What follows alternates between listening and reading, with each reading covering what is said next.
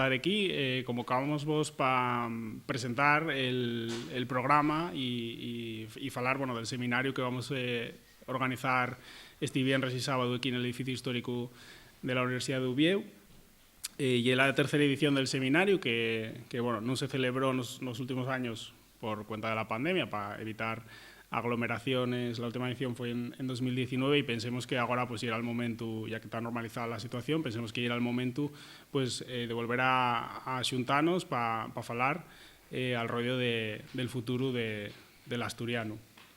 Esta tercera edición del seminario va a estar dedicada a falar de los modelos de normalización y la transmisión generacional.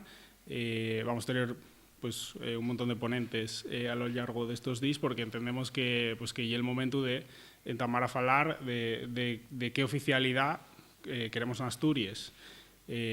Falase mucho y compárase mucho con otros territorios, pero lo cierto es que en Asturias pues, llevamos una situación que yo creo que de desventaja porque llegamos tarde, ¿no? Más tarde que otros territorios, pero entendemos que esto es también una oportunidad de aprender de qué se hizo en otros territorios para atopar un modelo que responda a la realidad sociolingüística y las necesidades que tiene Asturias en este momento. Y entendemos que, bueno, pues con el programa que presentamos hoy vamos a poder contribuir también así al DIRIC, que al final es lo que queremos hacer. Voy a dar la palabra a Ignacio Galán, que es un poco la persona que tuvo también responsabilizándose de diseñar lo que es el programa de este seminario y que os va a explicar un poco quién son las personas que van a participar en él y un poco concretar también les ponencias que va a haber. Gracias, Joan. Bueno, pues cuéntaos un poco el programa, la idea del seminario. En esta ocasión crece en tiempo, solíamos celebrarlo viernes por la tarde y sábado por la mañana, y en esta ocasión crecemos también al sábado por la tarde, porque teníamos muchas cosas que contar después de 2 años sin seminario. Vamos a abrir con una inauguración en la que va a participar el rector de la Universidad de Uvieu, como Llevezo ya con el anterior rector, continúa en esta ocasión. Y después vamos a tener una ponencia sobre los modelos de oficialidad en otras lenguas de España y las opciones que hay diferentes a la hora de desarrollar una oficialidad, que va a estar al cargo del jurista Nicolás Bartolomé. Y por la tarde tenemos aquí una mesa con 3 ponentes, los directores generales de Política Lingüística de la Generalitat Valenciana y de la Xunta de Galicia. En este caso forman parte de gobiernos de distinto color, uno del PP, el caso de Galicia, y otro de un gobierno de izquierdas en Valencia, y además también a la viceconsellera de Política Lingüística del gobierno vasco. Ellos 3 van a contarnos un poco las experiencias. Lo que queremos amosar con esto es las distintas maneras que hay. La Constitución marca la idea de la oficialidad, pero después cada estatuto y cada ley de normalización genera distintos modelos. Nosotros tenemos que buscar un modelo propio para Asturias y tenemos que buscarlo en otras experiencias y también en la propia experiencia, ¿no? Entonces, bueno, quizás el lugar que más se parece a Asturias en muchas cosas sociolingüísticas sea Galicia, pero también hay otras cuestiones que nos pueden interesar en otros territorios y nos parecía muy interesante conocer la experiencia de ya casi 45 años de oficialidad en otros territorios, y por eso pues, nos parecía muy positivo que vinieran aquí a Asturias a contarnos bueno, pues, qué están haciendo y qué soluciones podemos atopar en Asturias a falladices.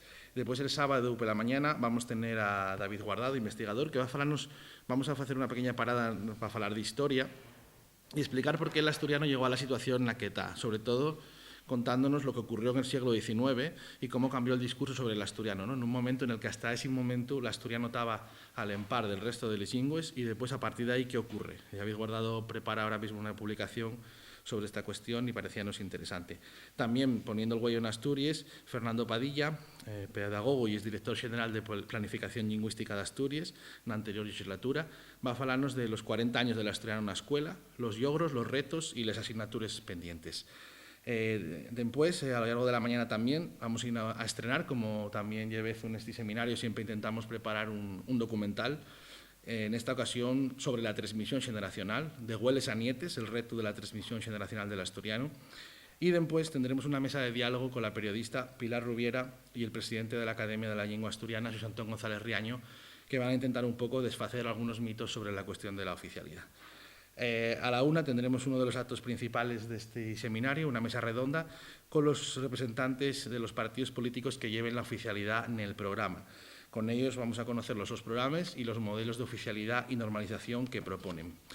Y ya el sábado por la tarde tendremos un espacio que llamamos la Sociedad Civil Fala, donde presentaremos la recuperación del colectivo Manuel Fernández de Castro, un colectivo de católicos que utilicen la lengua asturiana y que después de unos años con una cierta parada, después de la muerte de Federico Fierro Botas, pues vuelva a recuperarse y tendremos aquí al nuevo presidente, Luis Traviesas. Y en la siguiente etapa de esta tarde tendremos una presentación express en la que numerosas empresas y profesionales que usen el asturiano falarán de la su actividad y de los problemas y de las cuestiones positivas que atopen. Y ya para cerrar la tarde titulamos Como llebró nuevas perspectivas en la normalización del asturiano y tendremos a diferentes personas que se dediquen a cuestiones vencelladas a la mocedad usando el asturiano, desde la plataforma Música Asturiana y la marca Puro Remango, hasta la cosplayer y youtuber en Presta Blanca Fernández o la diseñadora de moda de Ringo Rango Lucía Miravalles, también Félix Fernández, responsable de Acuto Xuegos, una empresa que se dedica a hacer precisamente xuegos de mesa y otro tipo de elementos de ocio para niños y para mozos. Y ya pues haremos pues, con una pequeña lectura de un manifiesto que será un poco conclusión de lo que a lo largo de estos días podamos sacar de positivo, sobre manera pensando en que estamos a poco más de un mes para las elecciones autonómicas, interesarnos mucho poner el foco sobre la cuestión de la oficialidad y por conocer también qué propuestas lleven los partidos, por eso también esa mesa redonda que consideramos una de las partes centrales de este seminario. Bueno, convidamos a todo el mundo también a inscribirse, ¿no? El acceso ya es libre, pero agradecemos la inscripción porque así no podemos organizarnos mucho mejor y hay también la posibilidad de apuntarse a una espicha que vamos a celebrar el sábado entre las actividades de la mañana y de la tarde y también la posibilidad de tener un diploma acreditativo de la participación en el seminario.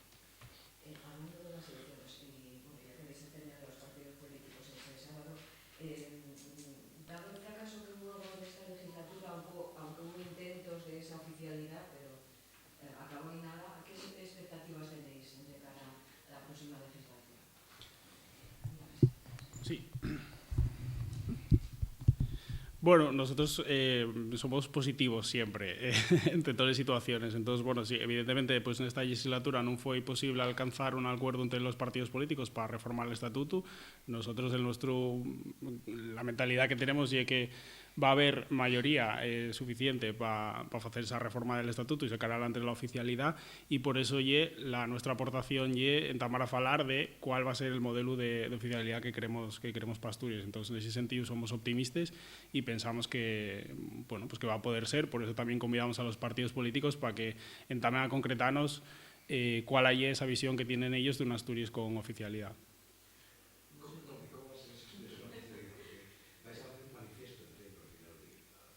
Uh-huh.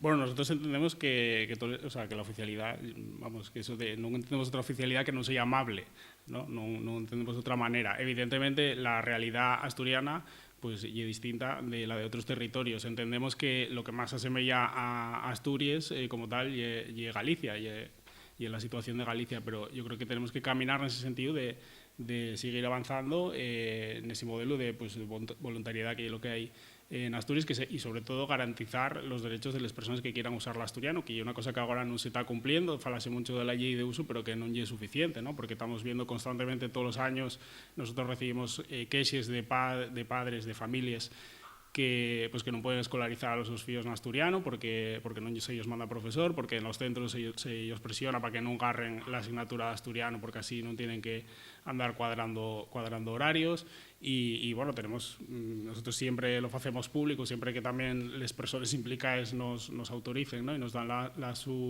autorización de situaciones pues, de empresas que tienen problemas para registrarse en asturiano, ¿no? Entonces tenemos que es fundamental garantizar los derechos de los falantes. En estos momentos, a nivel municipal, ¿qué ayuntamientos son los que en los que están respetando un poco, ¿no? el que se pueda utilizar la lengua, ¿no? En los comunicados municipales, ¿no? Bueno, hay de ellos ayuntamientos que si tienen, bueno, el de Xixón yo creo que debe ser, no sé si el único que tiene ordenanza como tal del asturiano, y sí que tiene un plan de, y tiene un plan de normalización, por ejemplo, Xixón también, y tiene un consejo asesor y demás. Y es verdad que se faen cosas, pero y es verdad que la falta de oficialidad también marca un límite hasta el cual los concellos tampoco pueden avanzar, ¿no? Por ejemplo, el caso de Vimenes, y en ese momento declararse la oficialidad, pero y es verdad que son después, pues eso, la falta de oficialidad fai que en muchos concellos pues haya denuncias de partidos y que echen para atrás ordenanzas, como pasó, me parece que fue en Noreña, que lo echó para atrás una denuncia del Partido Popular, en ese caso en concreto, ¿no? Entonces, el marco que tenemos para poder garantizar los derechos de todas las personas y la oficialidad. Vese también, por ejemplo, con la cuestión de la especialidad docente, ¿no? que el profesorado de lengua asturiana pues, está en una situación de discriminación con respecto al resto del profesorado, y en el Ministerio de Educación lo que dicen es el camino para que haya especialidad docente y la reconocimiento de la oficialidad. Entonces, y es verdad que por mucho que a veces se intenten hacer cosas desde aquí, el marco y la oficialidad, eso no quita para que no sigamos trabajando y peleando para conseguir que se garanticen todos esos derechos, pero ya lo que apunta siempre la realidad. Sí. Quería comentar sobre la cuestión del modelo de la oficialidad, que precisamente una de las cuestiones clave de este seminario es la presencia de responsables de política lingüística de gobiernos de distinto color, y especialmente el gobierno gallego, ¿no? Como ya he conocido perfectamente, Galicia lleva gobernada muchísimos años por el Partido Popular, apoyaron y desarrollaron la oficialidad del gallego, y eso ocurrió también en el resto de comunidades donde hay lenguas propias. No estoy hablando solo de Cataluña y el País Vasco, sino también de la Comunidad Valenciana, de las Islas Baleares y de Navarra. Y en todos esos lugares la derecha sofita a la oficialidad, con diferentes matices, ¿no? Porque para eso están después los desarrollos de las leyes y de las políticas, y entendemos que cada partido tiene unos matices y perfectamente, no solo posible, sino positivo, que exista esta alternancia en desarrollar políticas lingüísticas diferentes. Pero sí que queremos hacer un llamado, ¿no? Porque en Asturias, si no salió adelante la oficialidad, una de las principales causas es que no tenemos un contrapeso, digamos, en la derecha que apoye la oficialidad. Y ahí, bueno, pues estamos haciendo esfuerzos muy grandes para también que participen miembros del Partido Popular de Asturias en este seminario, que vengan a conocer pues bueno, este testimonio de Valentín García Gómez, el secretario general de Política Lingüística, y que se conozca pues todo el labor que se hizo en Galicia y además de los gobiernos de Fraga, y que nos parece un modelo para Asturias muy interesante, ¿no? Entonces, bueno, creemos que ahí tenemos que seguir dando pasos.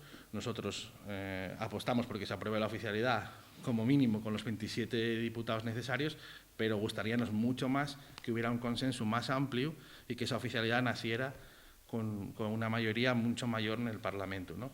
Entonces, ahí seguimos trabajando en lo que nosotros llamamos el consenso constitucional, porque al final simplemente es eso, y es seguir lo que dice la Constitución, ¿no?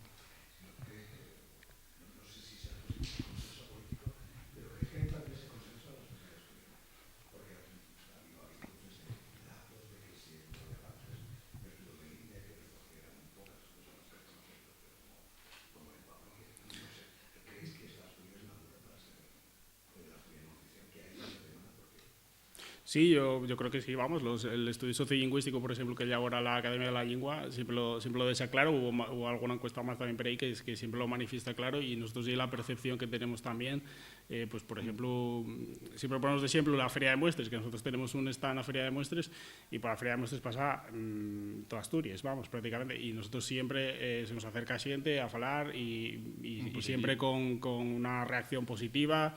Vamos con empresas que usen el asturiano y siempre la percepción es buena. Yo creo que la sociedad está madura. La realidad ahora mismo en la Junta General y también que hay una mayoría de partidos políticos que sofiten la oficialidad. No se consigue esa mayoría reforzada para reformar el estatuto, pero nosotros entendemos que sí, que la sociedad tiene perfectamente asumido que tenemos que cuidar el asturiano y que la manera de cuidar el asturiano es que sea oficial y que después cada uno pues, lo use cuando considere si quiere usarlo o si no quiere usarlo. Pero en ese sentido entendemos que sí, que la realidad y que la sociedad está preparada para ello. Yo añadiría dos datos que son los que a mí me hacen pensar más en positivo, que son los de escolarización, especialmente en primaria, que superan el 50% a pesar de las muchísimas dificultades que se producen continuamente y que demuestran que hay un apoyo de las familias.